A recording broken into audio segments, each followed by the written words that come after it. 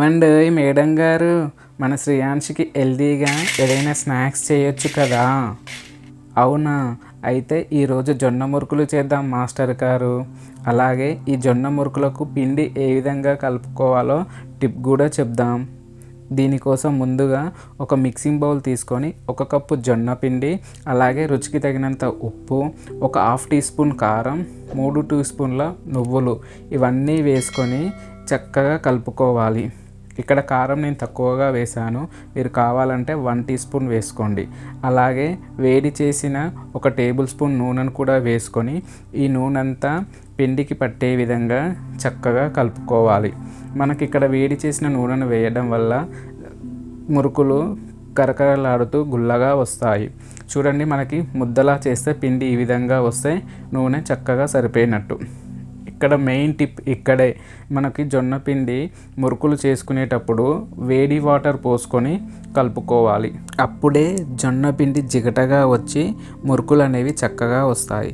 ఇలా వేడి చేసిన వాటర్ కొంచెం కొంచెం పోసుకుంటూ పిండిని ఈ విధంగా మెత్తగా కలిపి పక్కన పెట్టుకోవాలి.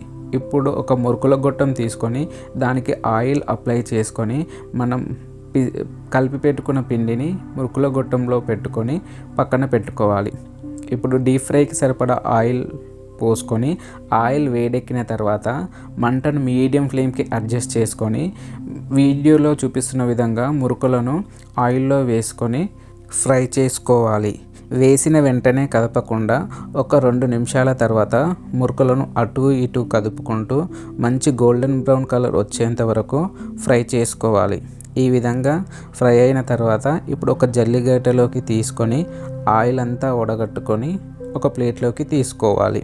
ఇదే విధంగా మిగిలిన జొన్న పిండిని అంతా కూడా మురుకుల్లా చేసుకోవాలి. మీకు డైరెక్ట్ ఆయిల్లో వేయడం ఇబ్బంది అనిపిస్తే ఒక ప్లేట్ పై వేసుకొని అప్పుడు ఆయిల్లో వేసుకొని ఫ్రై చేసుకోవచ్చు. చూడండి, మనకి మురుకులు అనేవి ఎంత క్రిస్పీగా వచ్చాయో. మరి ఈ వీడియో చూసి మీరు కూడా మీ పిల్లలకి ట్రై చేస్తే ఎలా వచ్చిందో నాకు కామెంట్ సెక్షన్లో కామెంట్ చేయండి.